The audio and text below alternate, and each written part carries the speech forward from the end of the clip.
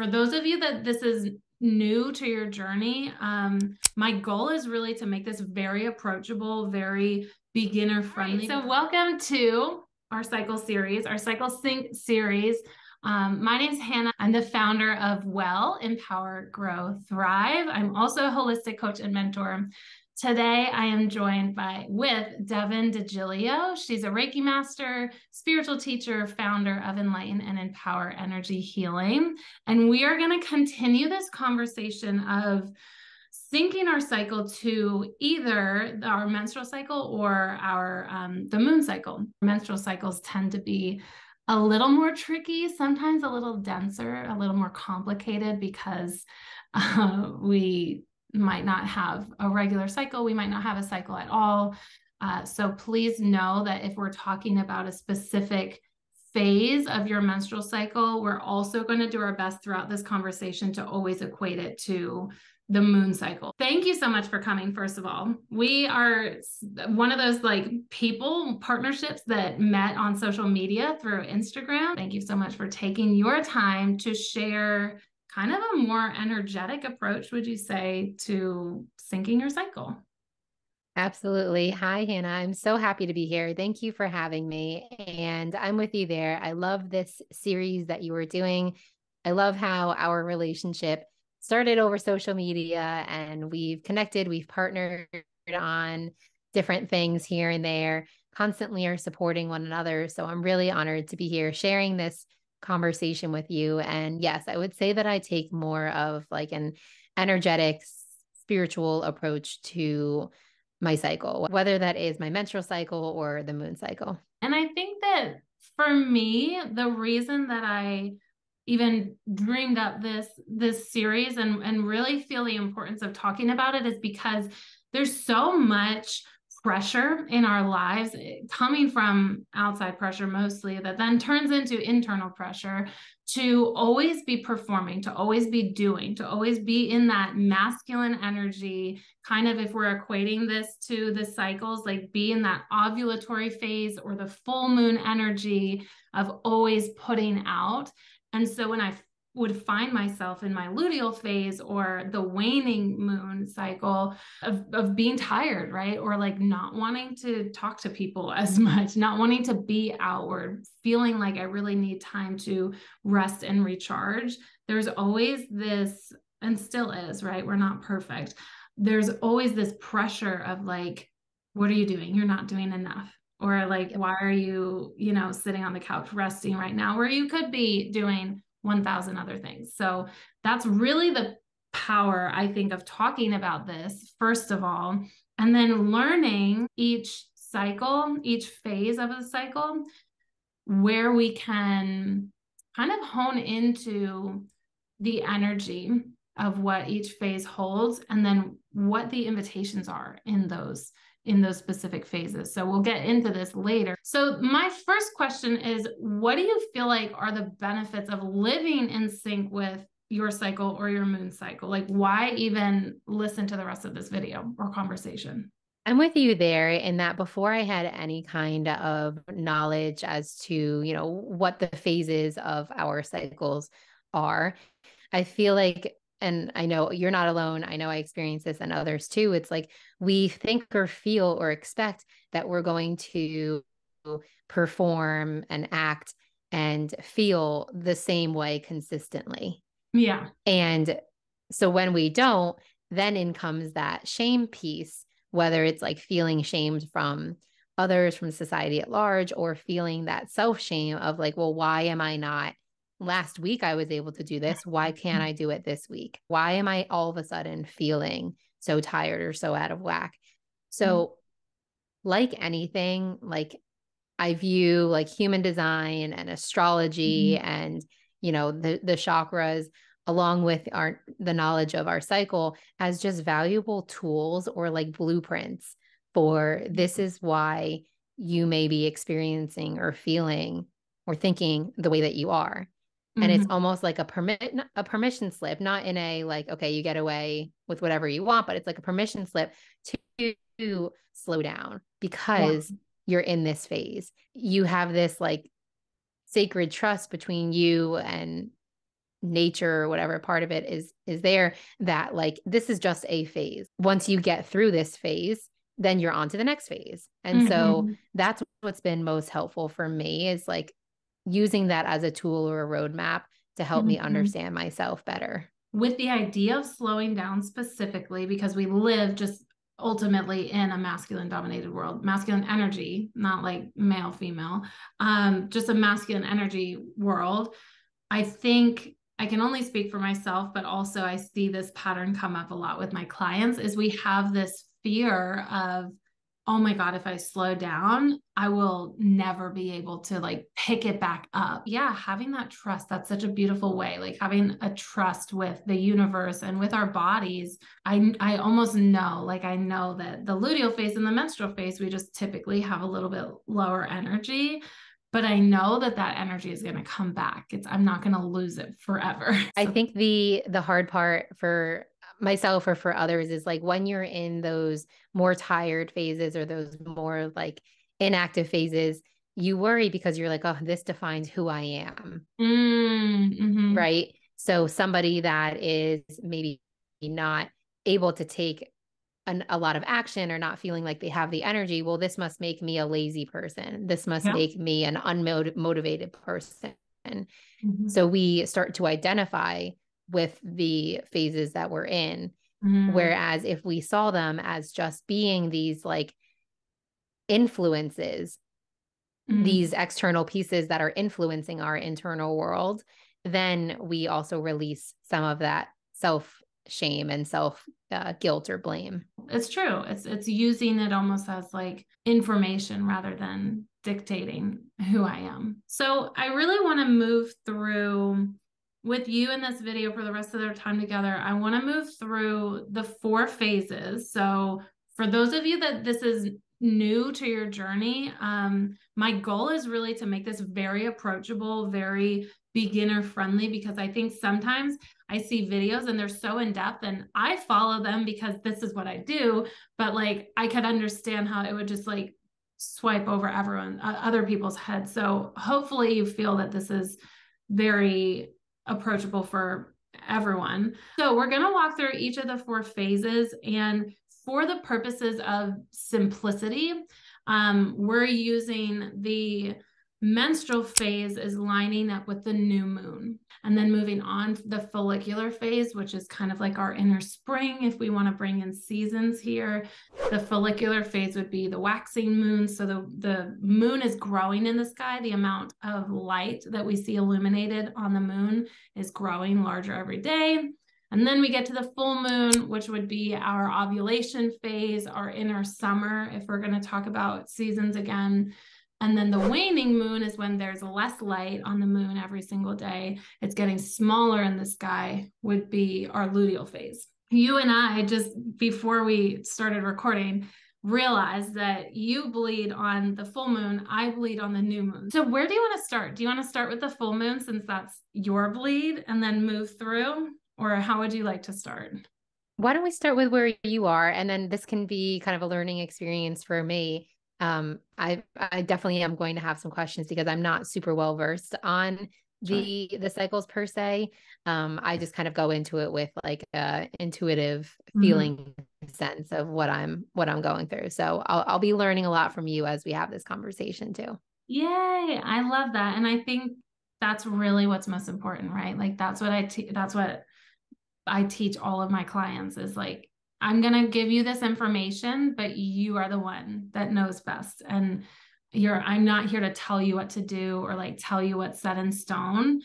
Follow your intuition, listen to your body speaking to you, which maybe we can even get into, because I think that's a big conversation too. It's like how to follow your intuition. So we'll get into that. So let's start with the new moon then. The new moon energy, I also like to bring in the seasons here just because I think that it like makes a lot of sense. So the new moon energy menstrual phase is our inner winter. Our inner winter is all about like hibernation, turning inward energetically. The veil is the energetic veil is the thinnest. So there's a lot of heightened intuition during the menstrual phase, a big piece of release the new moon is very much like the bottom of the exhale. So where am I going to go from here? What am I going to do the whole next cycle or season that I walk through until I bleed again? It's very much a time, an invitation to rest. So how do you feel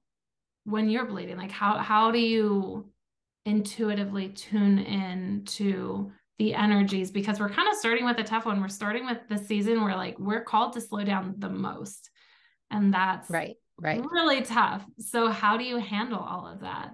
From what I experience and the way that I've started to view my menstrual cycle and my period is the bleed is like representing what I'm releasing.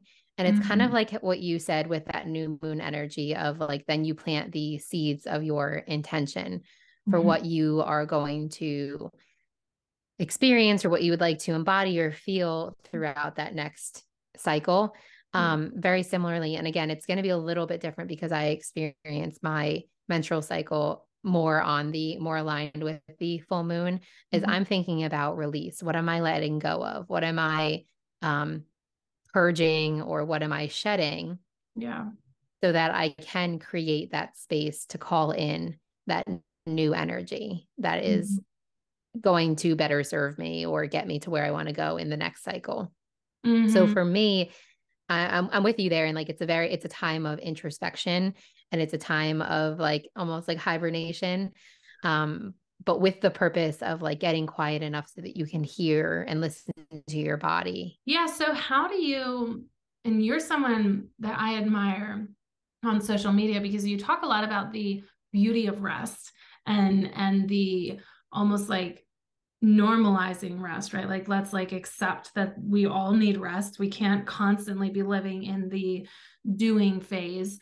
But for someone, maybe if you could go back to the beginnings of your journey, or for someone that doesn't really even understand what it means to like listen to your body, how do I know what my body is saying, or how do I even listen to my body?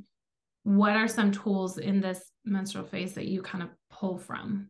I think first and foremost, it's all about bringing your awareness. So a lot of the times we start out pretty disconnected, unfortunately, from our physical bodies and what our body is trying to tell us.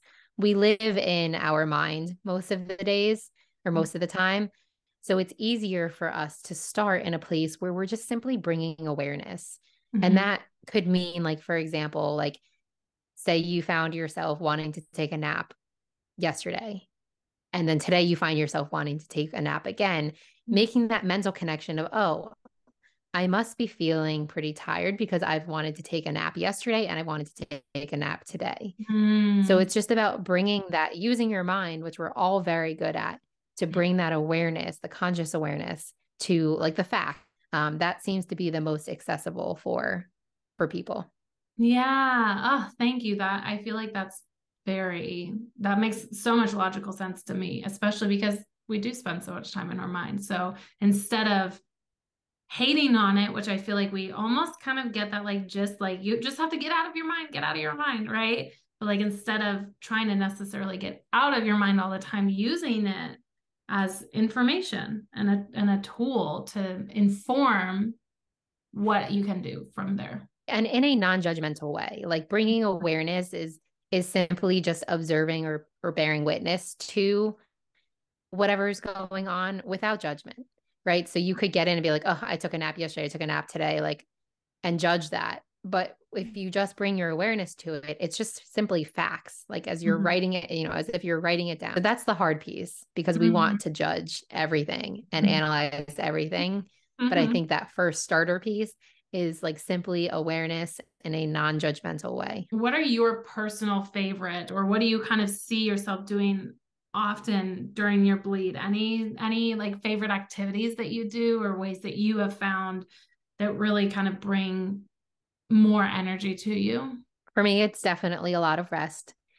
It's a lot of giving myself like what I feel like I need. Of course, as we know, during our bleeding period, we do have some more cravings. Sometimes we're craving a little bit more like sweet stuff. Sometimes we want, like, I don't know, for me, it's like pasta. I just want to eat pasta. And it's, my dog is walking in the background there on the bed, but Sometimes it's just about like giving myself what I need in the time, again, without that judgment piece. And then I would say the last piece too is, of course, like the emotions, like giving space and permission for those emotions to be there because they're there for a reason. Thank you for bringing that up, especially in the menstrual phase. I think that one of the misconceptions or stereotypes is that like females are so moody and emotional. In my personal journey, learning that, okay, I'm feeling this specific emotion, this dense emotion, maybe sadness, anger, frustration. A big one for me is frustration because human design. I'm a manifesting generator. That's my not self. That's showing me I'm not in alignment. So frustration comes up a lot. But instead of being like so judgmental, why are you so frustrated about this? Like curiosity. Okay, why is this emotion coming up in this situation right now for me? How can I look at this from maybe an outside perspective or a third party perspective and kind of play detective here a little bit about why this might be coming up? Really like the same question. It's just in the tone that you use, like, why am I experiencing this versus why am I experiencing this? So let's move on to the follicular phase. So the follicular phase is when we are done bleeding. This is our inner spring. This is a very slow culmination of energy, building of energy.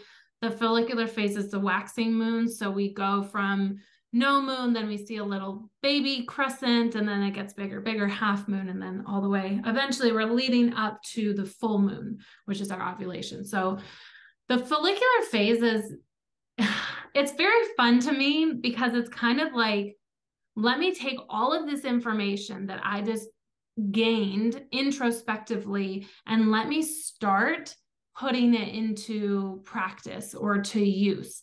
The follicular phase might be a good time to plan like this video, right? So like I came up with the idea during my luteal or menstrual phase. I don't know what, I'm just using it as an example.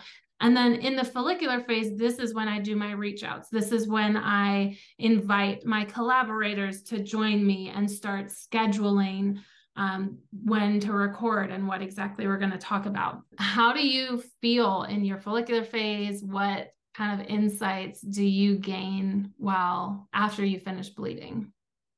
I think that you described that in a great way that I hadn't really thought about was like, this is the time where we are thinking more strategically and we're able to like see our goals and we're able to like kind of, I don't know, it's kind of like the fog has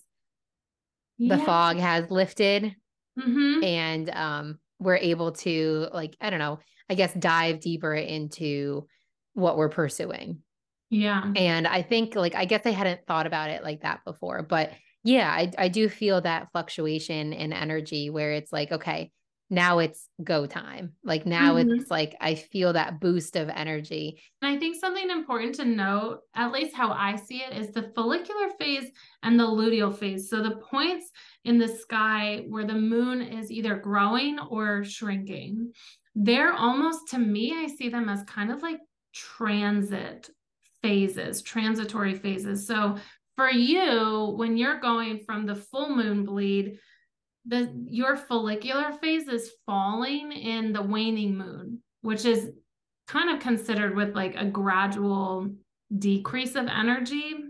However, one of the most important things to point out is like the luteal phase is very strategic as well. The like losing, I don't know, not really losing energy, but the time where like our energy is just shifting. It's in a transit. There's something like shifting. Also very strategic, very much like, let me get my ducks in a row, let me plan things. So that inner spring and inner fall, there's a lot of similarities there. And yeah, like let's get our shit together. Is there anything else that you find that you really enjoy kind of getting back into the routine of after your bleed in your follicular phase? I think it'll be different for everybody, but I think we in general do better with a sense of routine and a sense of like stability, I guess. Like it makes me feel like I'm starting out the day or going throughout my day feeling a little bit more grounded. There's a little bit more like predictability, a little bit more comfort. So for me, it's like getting back to waking up at a more on a normal schedule.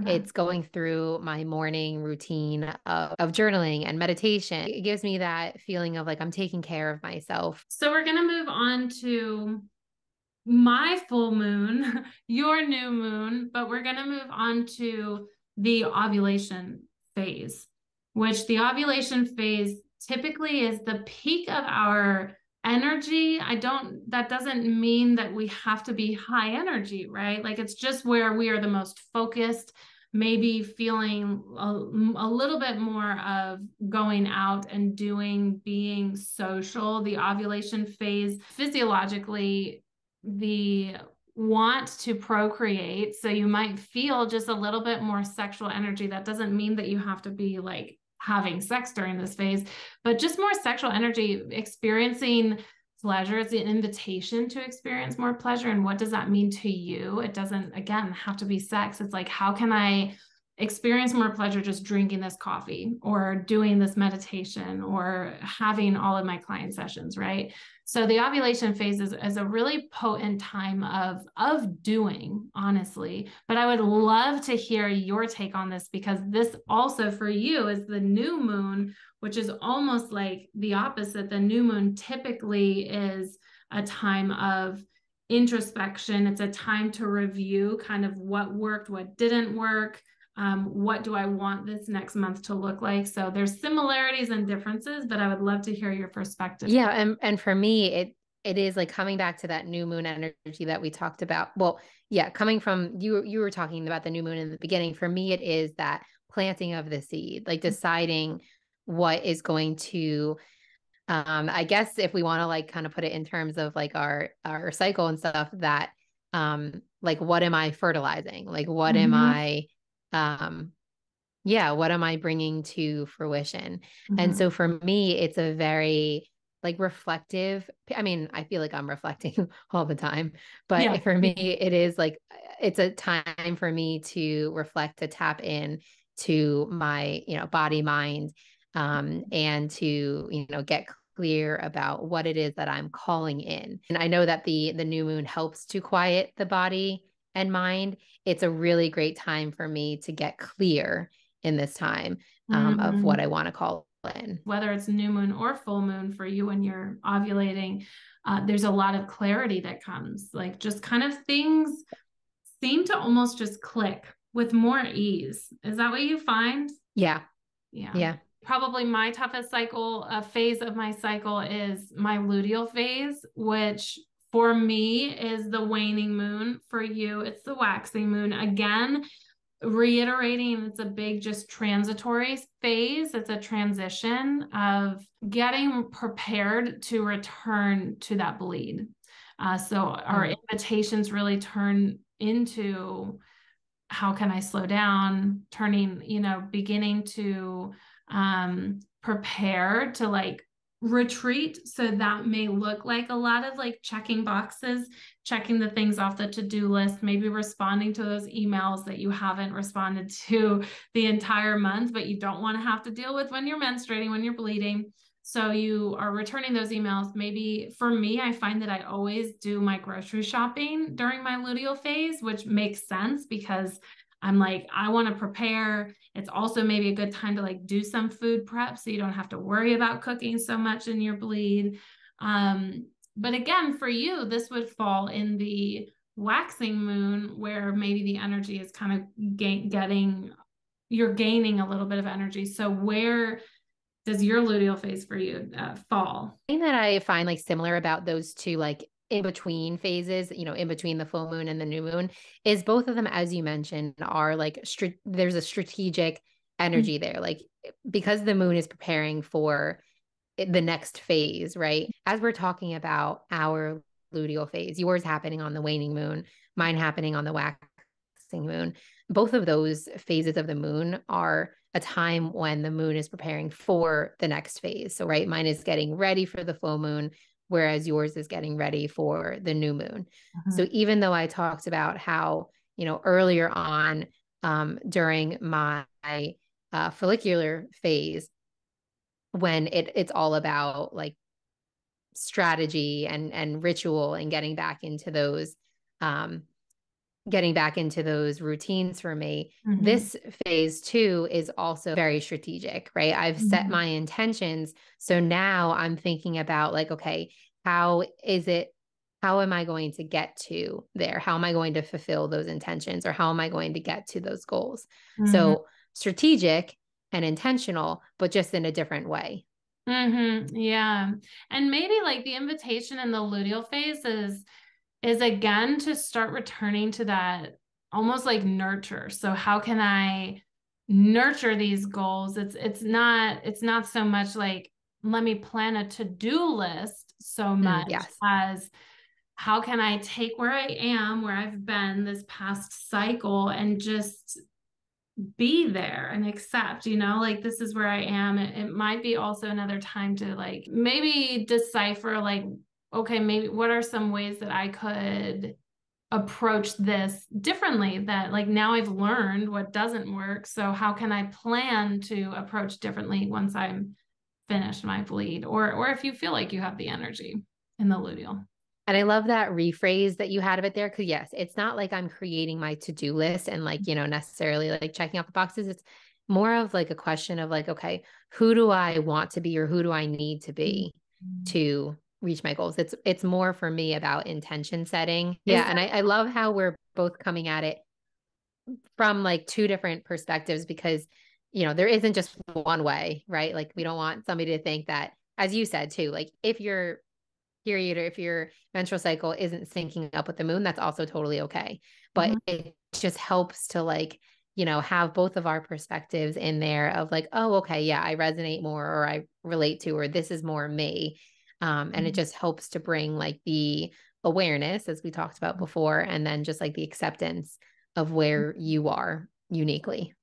Yeah. And I thank you for bringing that up, because that's what's so important to me. And I know that it's very important to you as well, is learning to take this information instead of setting it in stone and like, this is what I have to do. It's simply a conversation, because then it's an invitation for whoever's watching to begin that conversation within themselves. Like what resonated as we're wrapping up, and as you're going about your day thinking about this video, if it's popping up in your mind, pay attention to what is sticking, what is popping up in your mind, because this was a 30-minute conversation. You're not going to remember every single second of it, and that's important. That's knowledge. That's telling you, okay, this is what spoke to me. This is what resonated with me. And then that's where I start. That's where I can start incorporating these new tools, these new ideas into my day, into my monthly cycle, and then go from there. It's not about us telling you what to do. Thank you for sharing your insight, your expertise.